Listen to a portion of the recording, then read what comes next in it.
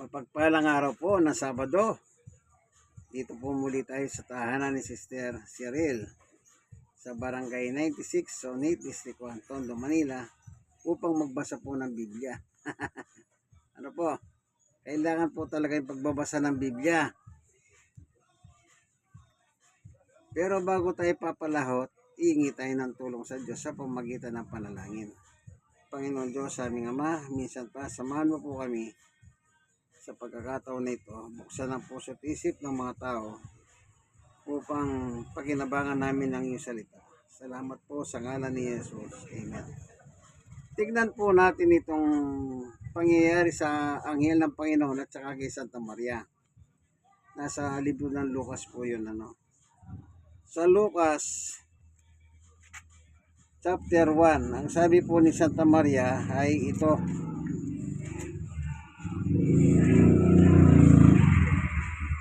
Uno 46, at sinabi ni Maria, ang puso ko'y nagpupuri sa Panginoon. 47, at nagagalak ang aking espiritu dahil sa Diyos na aking tagapagligtas. Okay, yan ha. Yan ang salita ni Santa Maria. Punta tayo dito sa chapter 2 naman. Sa verse 8, sa lupaing ding yahon ay may mga pastol na nasa parang nagpupuyat na nagbabantay ng kanilang mga tupa. 9. Bigla lumitaw sa harapan nila ang isang anghel ng Panginoon at lumaganap sa paligid nila kasi nakasisilaw na kaningningan ng Panginoon. Natakot sila ng gayon na lamang. 10. Ngunit sinabi sa kanila ng anghel, huwag kayong matakot. Ako may dalang mabuting balita para sa inyo na magdudulot ng malaking kagalakan. Yan. Sa lahat ng tao. Anong dala nila? Malaking kagalakan. Si Santa Maria po, nagagalak din po siya. Nagalak siya. Ulitin natin. Anong sabi niya? Sa 47, 1, Lucas 1, 46, 47. Sinabi ni Maria, ang puso ko'y nagpupuri sa Panginoon. At nagagalak ang aking espiritu dahil sa Diyos na aking tagapagligtas. Talagang totoo ang dalang balita nitong anghel ng Panginoon na ano daw? Magdudulot ng malaking kagalakan. Nang alin? Yung merong pinanganak na tagapagligtas. Kaya sabi ni Santa Maria, nagagalak ang puso ko sa Diyos na aking tagapagligtas. Nagalak siya kasi nga may tagapagligtas. Yan ang sinasabi ng mga anghel ng Panginoon. Ulitin natin ha. Ngunit sinabi sa kanila ng anghel, huwag kayong matakot. Ako may dalang mabuting balita para sa inyo na magdudulot ng malaking kagalakan sa lahat ng tao. 11, sapagkat isisila ngayon sa bayan ni David ang inyong tagapagligtas, ang Kristong Panginoon. So nagagalak si Maria doon sa dinadalang pinagbubuntis niyang si Jesus na kanyang malaking kagalakan. Kita niyo? Si Maria po ang unang-una nakaranas ng kagalakan. Ang tanong ito ganito, paano naman tayo? Siyempre dapat tayong magalak, kaibigan. Bakit? Tayo po makasalanan tayo ha. May kasalanan tayo sa Diyos. Pero yung balita ng anghel ng Panginoon na ito'y nagdadala ng malaking kagalakan sa buhay natin. Kasi sabi niya, magbibigay ng malaking kagalakan sa lahat ng tao. Tao naman tayo. Kaya nagagalak po tayo. Ako nagagalak ako. Ikaw ba, Sister Cyril, nagagalak ka ba? Sister Cyril, no? Yes, siyempre daw po. Kasi nga, parang ganito lang kasimple yan. Gawin nating madaling maunawaan. Halimbawa, meron kang pagkakahutang sa isang tao. Kanya lang, hindi ka po nakabayad gawa ng, siguro sabihin na natin, nawalan ka ng trabaho. Siyempre, hindi ka makakabayad. So, gagawin mo, makikiusap ka ngayon na kung maaari, bigyan ka pang pagkakataon kasi nga, nawalan kang trabaho. Bigla-bigla naman, may biglang dumating sa tahanan mo, kaibigan. At ang sinabi niya, eto, pambayad mo ng utang. Oh, anong madadama mo nun? Matutuwa ka, malulungkot ka o ano? Natural, magagalak ang iyong damdamin. Merong isang taon dumating sa buhay mo na ang sabi niya, o ito na, pambayad mong utang doon kanino ka man nagkautang. Nung kinuha mo at binayaran mo, anong sasabihin? Ay, salamat. Matutuwa ka siyempre, magagalak ka. Dahil merong nagbayad doon sa mga nautang mo na hindi mo mabayaran gawa na nawalan ka ng trabaho. Ganon din po sa Biblia. Kaya tayo nagagalit kasi merong ipinanganak na si Jesus. Siya po yung siya yung tutubos ng ating kasalanan. Siya tumubos ng kasalanan. Ito sabi ni Pablo ha. Sabi ni Pablo sa Roma, ganito nakalagay. Sa chapter 3, basahin natin ha.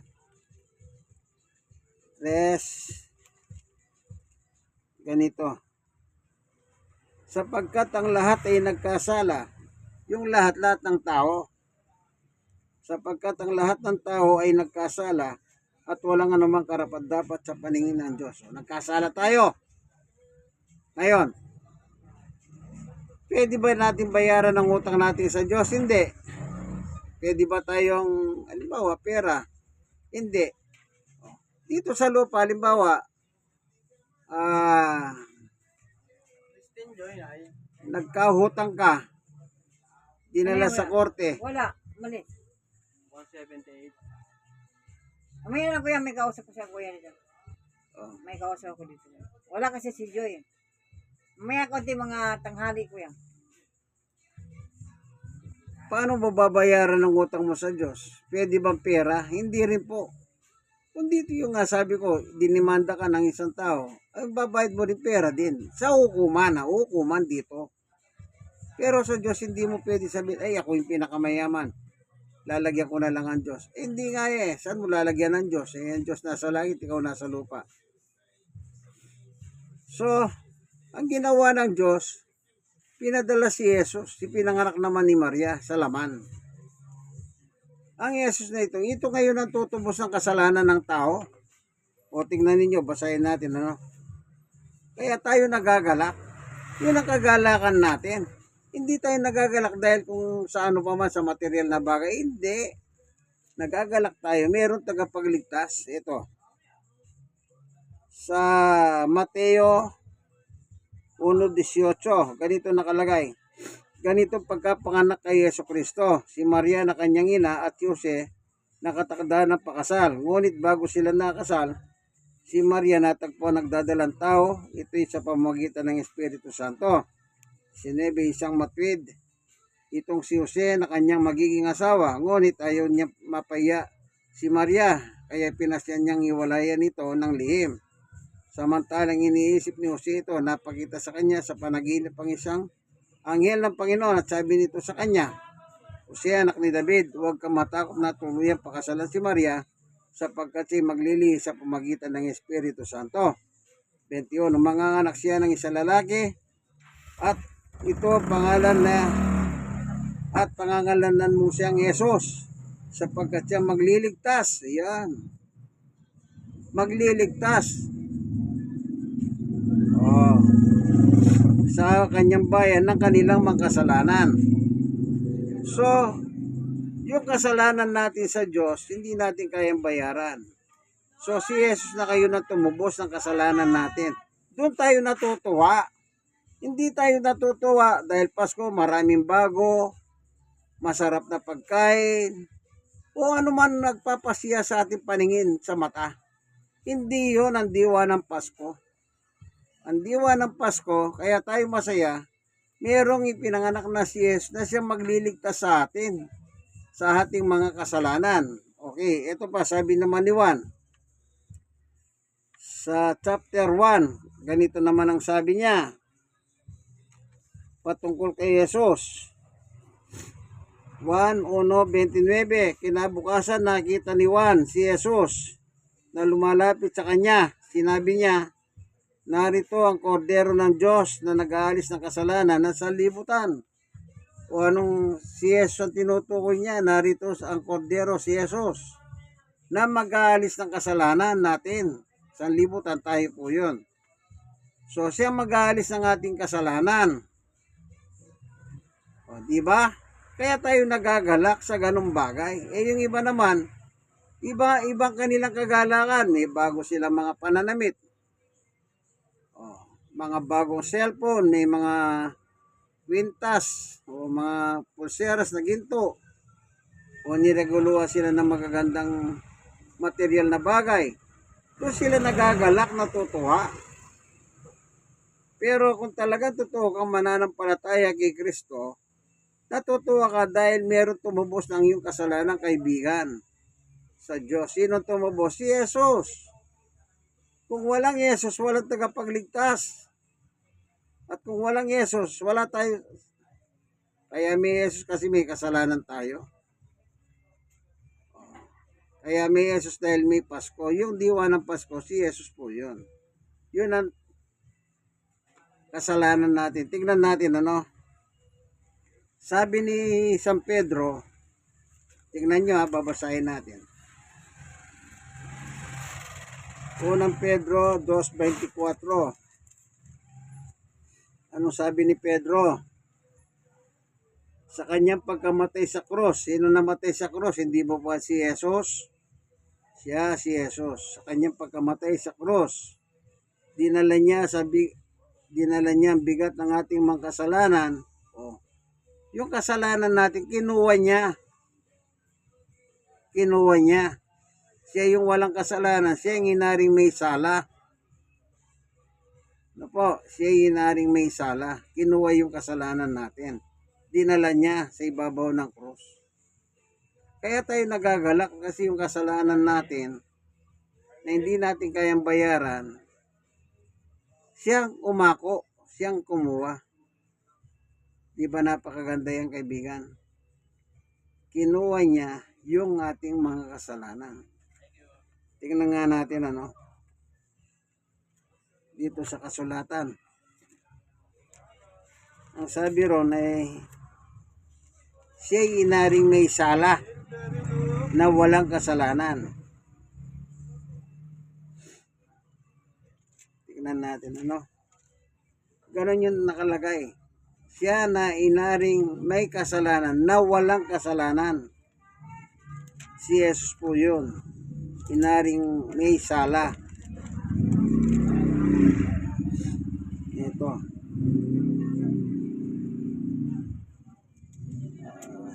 Ang talata kasi yun. Na yung kasalanan, inari siyang may sala. Kumbaga tayo may kasalanan, inako niya yung kasalanan natin, siya yung inari ng may sala. Sapagkat tayo, sa totoo lang, tayo yung may sala. O, isipin nyo yan. Kaya siya pinako sa krus. Yun yung krus, yung bigat ng ating kasalanan na nagsakripisyo siya, buhat-buhat niya yung krus. Kaya tandaan ninyo, doon tayo nagagalak. Hindi tayo nagagalak dahil sa maraming bagay na material. Hindi po. Hindi ganun ang totoong kagalakan ng mga totoong mananampalataya. Ano? Ito, 3:13 ng Galasya. Hindi pa dumating. Hindi pa dumating. Hindi pa dumating si Troy. Tinubos tayo ni Kristo sa sumpa ng kasalanan nang siya'y magdusa na parang isang sinumpa. Makita nyo? Sapagkat nasa sa kasulatan, sinumpa ang bawat binibiti sa punong kahoy. Tayo po yung dapat nakabitin, nakapako. Pero si Jesus po, tayo yung sinumpa. Ngayon si Jesus po yung parang sinumpa. Dahil po doon sa kasalanan na kinuha niya sa atin. Yun po yung totoong kagalakan. Hindi tayo nagagalak sa material na bagay. Hindi po, hindi pang material ang Pasko. Ang Pasko po pagpapatawad ng kasalanan. Kaya ngayong Pasko, halimbawa, may kamag-anak kayong matagal na yung hindi nakikita, may kasalanan, patawarin nyo na sila. Magkapatawaran na po kayo. Kasabihan nga, kung ang Diyos nagpapatawad kayo pa. O, pinatawad na tayo ng Diyos sa ating kasalanan, di magpatawad naman din po tayo sa iba. Tandaan po ninyo yan. Wala na po tayong magagawa. Ang katotohanan, wala tayong magagawa upang mabayaran ang kasalanan natin sa Diyos. At pasalamat tayo, mayroong isang Jesus na sinugo ng Diyos. O, anong trabaho ng sugo? Tubusin, kunin yung ating kasalanan. Nagsakripisyo po siya. Mahirap po yung magpasampasa ka ng cross. Yung cross, yun po yung kasalanan natin na nagpahirap sa Kanya. Habang naglalakad sila, yung kasaysaya, papunta po sila sa busang bundok. Sipin nyo, may dala-dala siyang cross, umakyat pa sa bundok. Pataas kasi yun bundok. At doon po siya pinako. Kasama ng dalawang mga tulisan. Kasama yung dalawang tulisan. Yung isa, nangumpisal kay Jesus, pero yung isa, hindi po. Hindi nangumpisal, pero yung isa nangumpisal. Anong sabi nung nangumpisal? Jesus, alalahanin mo ako. Pag naghahari ka na sa iyong kaharian. Anong sagot ni Jesus? Oo, isasama kita ngayon din sa paraiso. Yung isa, wala. Tinuligsa niya pa nga si Jesus Sabi niya kaya, kung ikaw ang Kristo, bumaba ka dyan sa krus. Iligtas mo sarili mo, pagkatapos iligtas mo kami. Ganun po nangyari. Yung isa nakapagkumpisal sa kanyang mga kasalanan. So napatawad siya, yung isa hindi. Dalawang tulisan po yun, mamamatay tao sila Sabi nga ng isa, dapat nga tayong patayin Kasi nga makasalanan tayo, tulisan tayo, manluloko tayo. Diba? Pero sabi yung isa hindi. Ano sabi niya? Nilibak di siya. Ito. Tingnan natin. Doon sa Lucas 23:34 ang nakalagay. Tingnan natin. Nung mamatay na yung dalawang tulisan. Ito, tingnan natin Meron siya kasama rito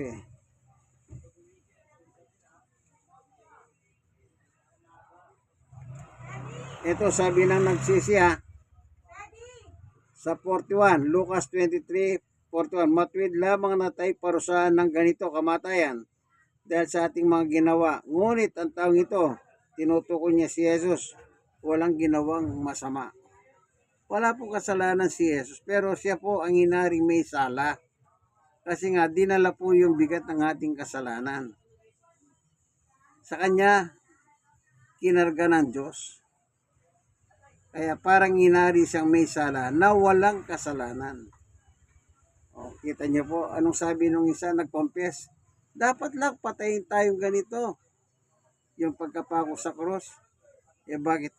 Masama ang ating gawa. Pero anong sabi ng isa? Nung nagsalita siya, anong sabi niya? At sinabi niya, Jesus, alalahanin mo ako kapag naghahari ka na. Tingnan kong pisala. Sumagot si Jesus, sinasabi ko sa iyo. Hindi niya sinabi, tingnan nyo sinasabi ko sa iyo. Isa lang ang tinutukoy, yun ang umpisal lang. Hindi sinabi niya, kayong dalawa, hindi, yung isa lang. Ngayon din, isasama kita sa paraiso. Yan kasi nagsisi siya at ipinagtagubilin niya ang buhay niya kay Jesus. At ang pangako naman ni Jesus, ngayon din. Kaya nung namatay yung isang masamang taong ito, yun ang isinama niya sa paraiso. Yung isa, hindi rin nangumpisal yung isa tinuya pa nga si Jesus kung ikaw ang Kristo, sige nga bumaba ka sa cross. Iligtas mo sarili mo, iligtas mo rin kami. Yun hindi pinansin ni Jesus yun. Yun napunta sa impyerno. Pero yung isa, napunta sa paraiso. Ngayon din sabi ni Jesus, sasama kita sa paraiso. Kailan nyo ngayon din? Dito sa, huling talata, chapter 6.